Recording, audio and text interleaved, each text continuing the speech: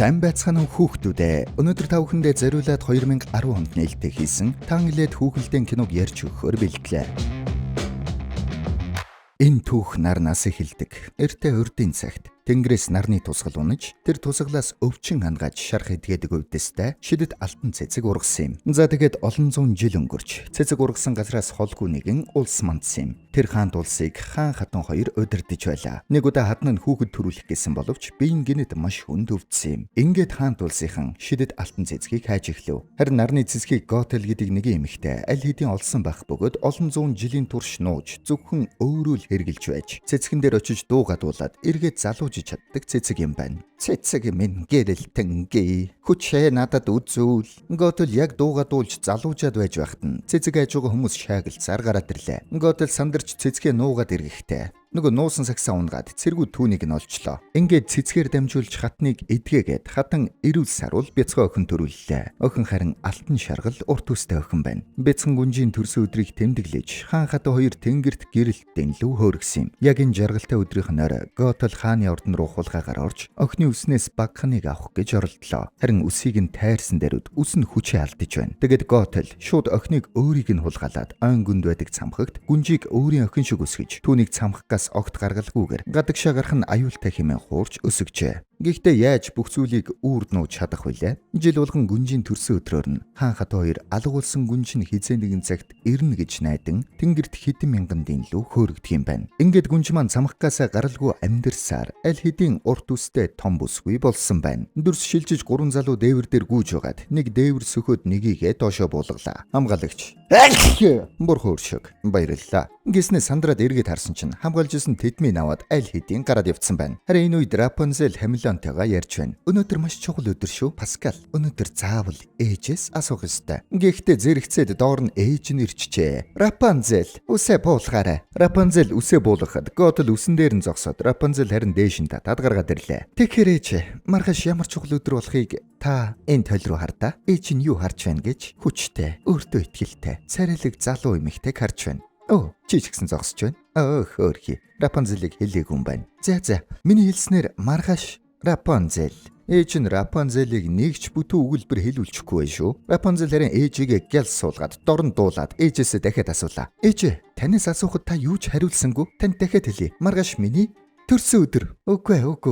Тийм байх ёсгүй. Би сайн санаж байна. Төрсөн өдөр чинь түрүү жил болоод өнгөрчихсөн. Энийг та анзаараагүй ч магадгүй юм. Гэхдээ төрсөн өдрийн нэг сайхан тал нь жил болгон болдг юм. Ээж, би маргааш 18 нас хүрнэ. Тэгээд танаас дахиад л. Ингээд дахиад тасалж байна. Рапунзель шууд л. Би нисдэг гэрэл хармаар байна. Таныг намайг дагуулж явж үзүүлэх болов уу гэж найдсан юм аа. Нисдэг гэрэл гэж чи оддыг хэлж байна уу? Үгүй. Одод бол ихэвчлэн нэг байрлалтай байдаг. Харин энэ гэрэл жил бүр миний төрсөн өдрөөр л астдаг юм. Яг л надад зориулагдсан юм шиг. Тийм мэдрэмж төрөд идэг боллоо. Үүнийг хэлхийг нь сонссон Готел өрөөний бүх гэрлийг хааж харанхуй болгоод нөгөө худал хуурмгаараа Рапунзелийн толгой гуугаж түүнийг хайрласандаа гадагшаа гарахгүй байна гэж итгүүлээд Рапунзель эндээс явъя гэж дахиж хизээч битгий гуугаарай. Ойлголоо ээж. Би чамдаа маш их хайртай шүү хонгор минь. Би бүр ч их хайртай. Би тэрнээс чинь ч илүү хайртай. Тэгэд Готел гарч яваад Рапунзель ганцаараа сэтгэл дундуур үлдлээ. Харин энэ үед нөгөө зугтаж байсан гурван хулгайч хавцал тулаад зогсчлоо. Арай царайлгэн. За, намайг дээш нь гаргачих. Би та хоёрыг татъя. Өглөө цүнхөө өгödөх.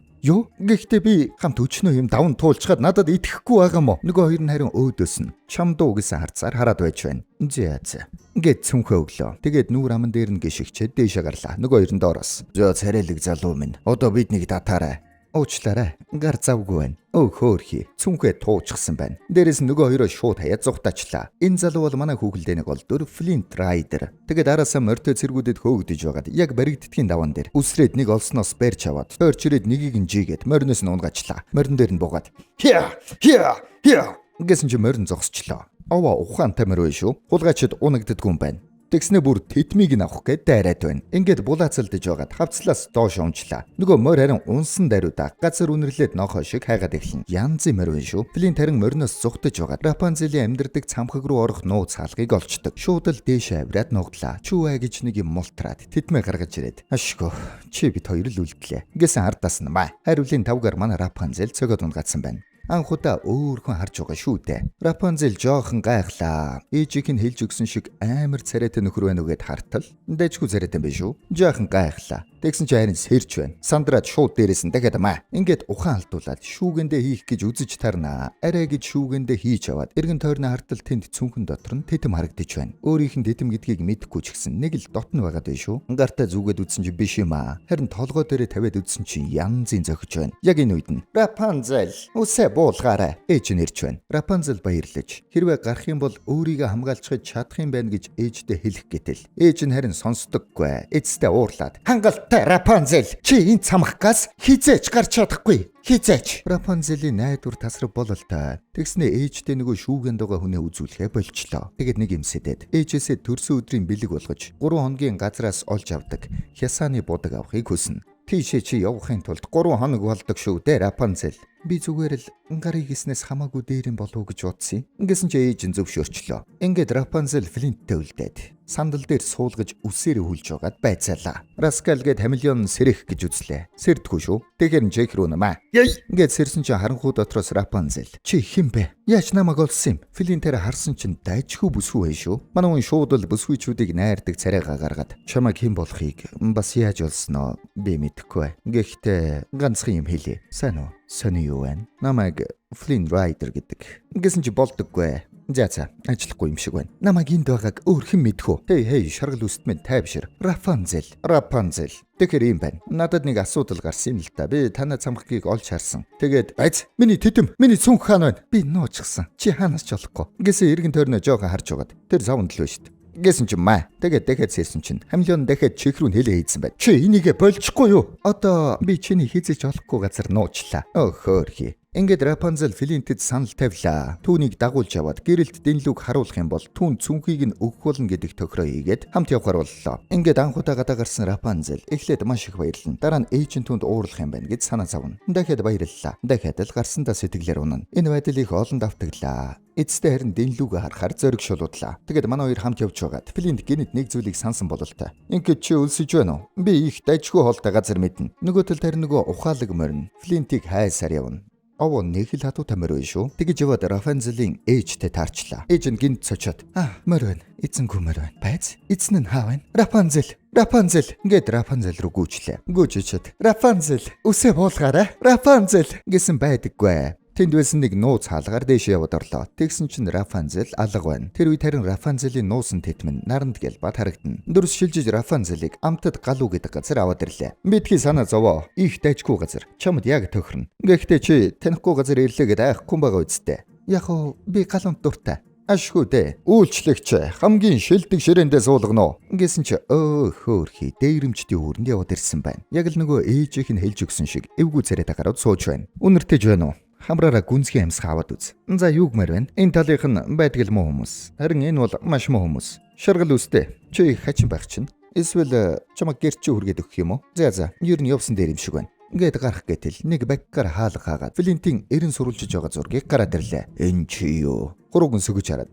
Чаавас. Миний хамрыг ингэж зураад авахтай яадаг юм бэ? Чи мөн л байна да. Грэнэм, очоод харуулуудыг дуу чамайг барьж өгөөд тэр мөнгөөрөө би шиндэгэ авнаа. Надад ч өгсөн мөнгө хэрэгтэй. Надад өгчих. Би ямар ч мөнгөгүй хаага. Хөөхий Флинт баларчлаа. Рапунзел харин нөгөө дүүлийг болиулах гээд үзээд байна. Тэгээд нэг халдсан яг нам цохох гэж байхад нь Рапунзел үсээрээ нэг мод татаж байгаа. Толгоон дундуур нь харавчлаа. Наатаха буулга гэсэн чи халдсаад нэлээд ууртай эргэж харж байна. За тэгэхээр би хаана байгаагаа мэдэхгүй байна. Гэхдээ энэ залуу миний хамгийн нандин мөрөөдлийг биелүүлж дэнлүүнүүдийг харуулах ёстой. Та нарт хүн чанар гэж байна уу? Үүнийг би насаараа мөрөөдсөн юм. Та нарт мөрөөдөл байдаггүй гэж юу? Гэсэн чи халдсан шууд сүхэ гаргаж ирээд ойртож байна. Яг эвгүй технүүдэ гэтэл очоод надад нэг мөрөөдөл байсан юм. Тэгээд шууд мөрөөдлийнхээ талаар дууллаа.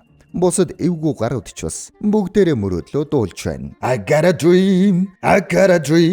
Гэт яг сайхан дуулцгааж байтал ээж нэрээ тэднийг харчлаа. Тэр үед нь харуулуудыг дуудуулах гэж явуулсан гар нь бас хүрээд ирдэг. Би харуулуудыг олчлоо. Гэхдээ зэрэгцээ нөгөө харуулууд ороод ирнэ. Манай хоёр яг баригдгийн даван дээр нөгөө халзаатай нууц гарц заагаад өгчлөө. Яв. Мөрөөдлөө биелүүл. Тэгнэ. Чиний мөрөөдөл биш ээ. Чинийх муухай мөрөөдөл байлаа. Би түүнтэй ярьж байна. Рапунзел халзаадагийн хазар дээр нүнсэд яваад өглөө. Харуулууд хайж үзээд "Ирхмэ, ямар ч уулмөр алга" гэсэн чи нөгөө цагаамаар ороод ирлээ. Максимос гэсэн тэрүүгээр үнрэлж гарлаа шүү. Тэгснэ нөгөө нууц гарцыг олчлоо. Цэргүүд гайхаад Ингээсээ харцаар харангуудаа шууд нууц хаалгыг нээгээд өчлөө. Жинхэнэ ухаан тамир байж шít. Цэргүүд явах үедээ наадуулыгаа харж байгаарай гэд хамгийн жижигтэй загчаар яваад өглөө. Нөгөө хоёр нарийн ганц мөргөд унгаачлаа. Энэ хооронд манай хоёр өөрсдийгөө зугцсан гэж бодоод сайхан буу халж байна. Тэр үед харин ардаас нь цэргүүд гүгээд ирлээ. Манай хоёр зугтаж яг гарцаар гартал доор нь ах トゥ хоёр хулгайч. Ард нь цэргүүд гараад ирхэн тэр. Рапунцель гайхаад эднэр хэн бэ?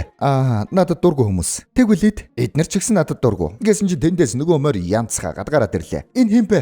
За тэгэхээр яг энэ мөчид бүгд надад дургу гэдэл ойлгочих. Тэгсэн чи Рапунцель арга сэдэд хайруулын тавга бариулаад үсээрээ дүүжлэгдээд цаана гарчлаа. Флинт харин хайруулын тавгтай нөгөө сэлэмтэй цэргүүдтэй үзлээ. Дайраад ирэхт нь бултаад маа, хаагаад маа, дахиад маа.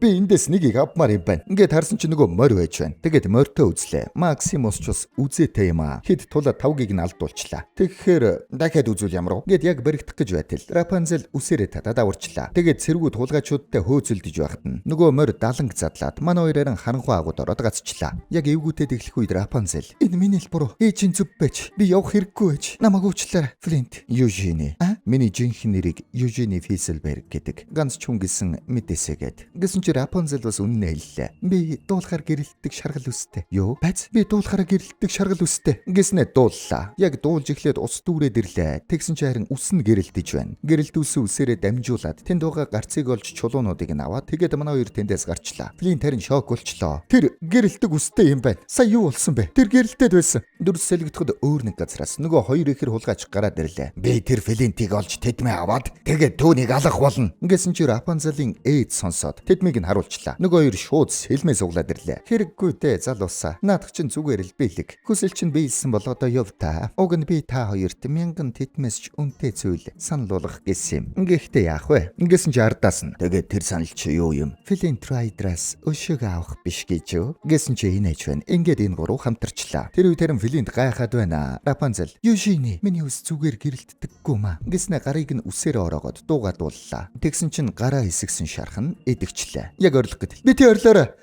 За би ойрлохгүй. Тэгээд манай хоёр ярилцаж байгаад Флинтийг модонд явсан хойгоор нь Рапунцелийн ээж нь гараад ирлээ. Ашгүйтэй. Би түүнийг явахгүй л гэж бодлоо. Ээж, сайн уу хонгор минь. Та намайг яаж олсон юм бэ? Амархан шүү дээ. Надаас урвсан хүний дуу чимээг сонсоод л дагаад ирлээ. Гэртээ хари Рапунцель. Бушуул. Та ойлгохгүй нэ ээж. Энэ аяллаас би маш их юм сурсан. Олон ч юм үзлээ. Хүнтэй ч учрлаа. Тийм ээ. Нөгөө эрен сурвалжлагдаж байгаа хулгайч шүү. Ээж хүлээлтээ. Би тэрэнд таалагддаг юм шиг байна. Таалагдаг гинэ. Болж үз Рапунцель. Ийм болохоор л чи явах хэрэггүй байсан юм. Чи тэр залууд яасан гэж таалагдах юм. Тийм биз дээ. Өөрийгөө хар. Ийм байж хүн таалагдана гэж бодоо юу? Ээжтэйгээ цуг яв. Гэсэн чи Рапунцель зориг ороод үгүй гэд хэлчлээ. Гэхдээ нь ээж нь ууралж нөгөө тэдмийг гаргаж ирээд Флинт тэдмийн араас л явж байгаа. Чи түүний хувьд хэнч биш гэж хэлээд цаашаа алга болчлоо. Тэр үед харин Флинт буцаад ирлээ. Ингээд өглөө усч Флинт яг сайхан унтаж байтал дээрээс нь ус тусч байна. Сэрээ дарсан чи Максимус шууд авч явах гэж байна. Рапунцель харин нөгөө талаас нь өгөхгүйгээд булаацалдлаа. Макс үргэлжлүүлээд дайраад байна. Рапунцель харин Максийн аргыг олж тайвшруулад шууд суулгачлаа. Үгэнд нь ороод bay шүү. Бараг дурлаад байгаа юм биш үү? Эрхлүүлсэн чинь сүүлээ шаргнуулж байна. Ингээд Рапунцель морийг аргандаа оруулаад нэг өдрийн инхийн гэрээ хийлгээд туурай гар бариулчлаа. Одоо эвлэрлээ гэтэл Рапунцель хараагүй байхад нь Макс Флинтийг элэгдээд авлаа. Аваа санаатай морь bay шүү. Ингээд манай хэд хот руу орлоо. Энэ хооронд Флинт морьтойгоо үдсээр л явна. Харин энэ үед Рапунцель ханан дээрх өөрийнхөө болон жинхэнэ аав ээж хоёрын зургийг хараад өнгөрдөг. Тэгээд хотод сайхан бүжиглж зугаалж яваад үдэж болоход харин зав унлаа. Хаашаа явж байгаа юм бэ? Амьдралынхаа энэ сайхан мөчийг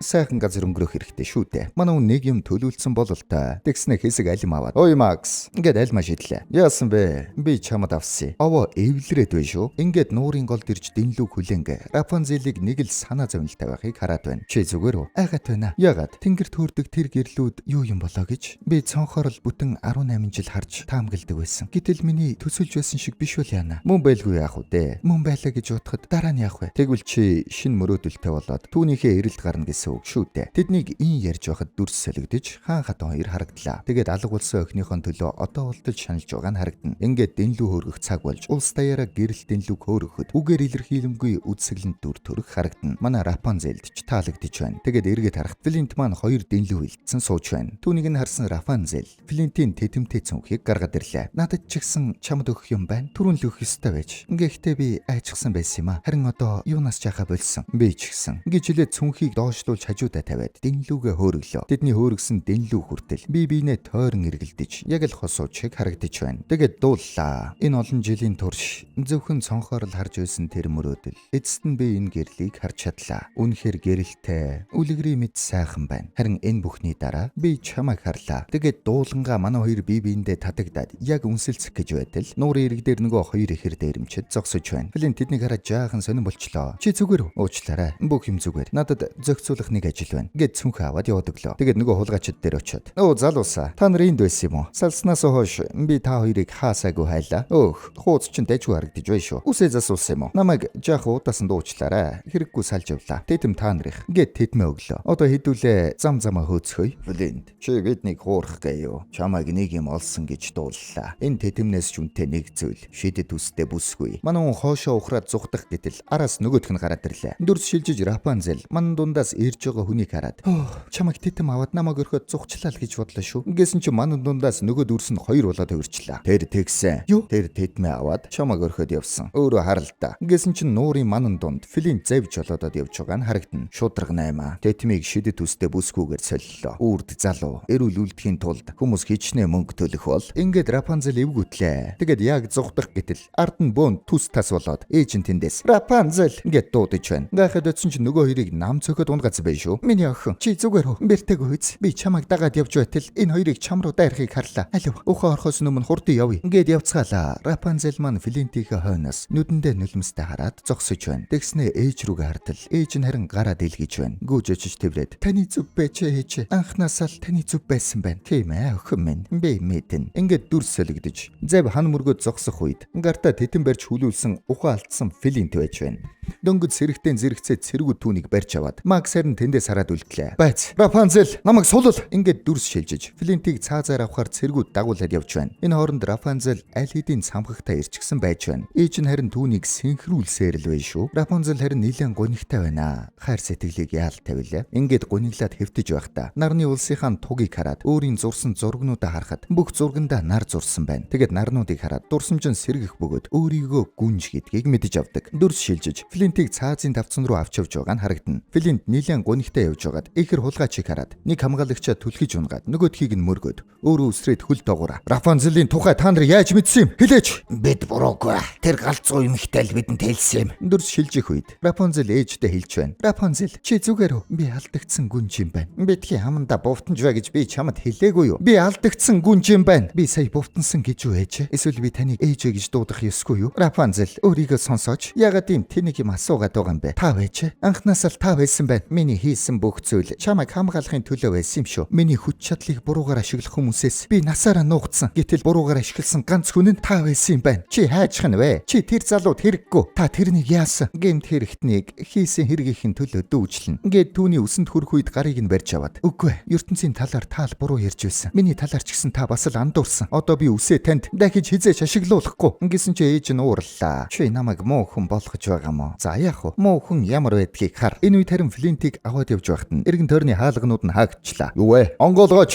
Нооцуга хэл. Юу? Биш ээ. Хаалгыг онгоолго баруу байна. Ахмад хаалган дээр хэрүүл хийж байхад нь хоёр талаас нь хоёр хамгаалагчийг нь мул. Эргээд харсан ардаас нь хайруулын тавг тас. Тэгээд зугтаж явахад нь халзаада гараад ирлээ. Толгоогоо доош нь. Толгоогоо доош нь. Гараа дотогшоо. Гараа дотогшоо. Хөлөө алцаа. Хөлөө алцаа. Байц. Хөлөө алцаа гэж яах вүлээ? Ингэсэн чи дээрээс нэрэд маа. Манай үннээс ч очоод яг Максимус дээр газардлаа. Максимус хүнд гаруудыг дуудчихжээ. Макс, чи тэднийг дуудчихэ. Макс, чамд үнэхээр азаа. Бид явах ёстой. Тийм ээ. Ингээд шууд давхилаа. Ингээд Максимус ямар хурдан болохоо харуулад Флинтийг тэр дорн сэргүүдээс мултлаад аваа явлаа. Давхсаар шууд Рапанзелийн цамхгийн гадаа хүрээд ирнэ. Рапанзел, үсээ буулгаарай гэсэн чи байдаггүй. Яг дээшээ авирах гэтэл үс нь буугаад ирж байна шүү. Шууд үснээс нь барьж аваад авирлаа. Авираад гараад иртэл Рапанзел цаана нь хүлээ тавина. Юу ч ойлгож амжаагүй байтал эмгэн цаанаас нь гарч ирээд худгалчлаа. Юу хийснэ хараач Рапанзел. Бидхий санаа зов хонгор минь. Бидний нууц энэнтэй цог өөхн. Гэд Рапанзелийг хүчээр авч явах гэж байхад нь амийг нь тагласан боолто буулгаад. Үгүй би хизээч болохгүй. Амьд байгаа цагта би таныг эсэргүүцээр л байх болно. Дахин зугтах гэж оролдох болно. Гэхдээ хэрвээ Южинийг аврах боломж олгох юм бол би тантай хамт явна. Рапанзел болохгүй. Би хизээч зугтахгүй. Орохыг ч оролдохгүй. Ганцхан Южинийг л эмчлүүлчих. Тэгвэл бүх зүйл таны хүснээр байх болно. Амлаж байна. Гэх үед Паскал жаахан гүнгэлж байна. Рапанзел амлах юм бол амлсандаа хүрдэг шүү дээ. Тэгээд Готл Рапанзелийг бүх насаараа үгэндээ оруулахын тулд зөвшөөрчлөө. Южинийг гинжилж гавлаад Рапунзелийг үсээ ашиглах боломж олгоно. Рапунзел очиод үсээрээ эдгэх гихтэн. Үгүй Рапунзел, би чамд зөвшөөрөхгүй. Би чамайг өхүүлмээргүй. Намайг эмчилвэл чи өөрөө өхөн шүү дээ. Хей, бүх юм сайхан болно. Рапунзел хүлээ. Гэд үсийг нь элбэх гэж байгаа юм шиг болоо. Тэгснэ гинэт толны хэлбэрхийгээр үсийг нь тайрчлаа. Тайрагцсан үс нь шууд хар болоод явчлаа шүү. Готл тэндээс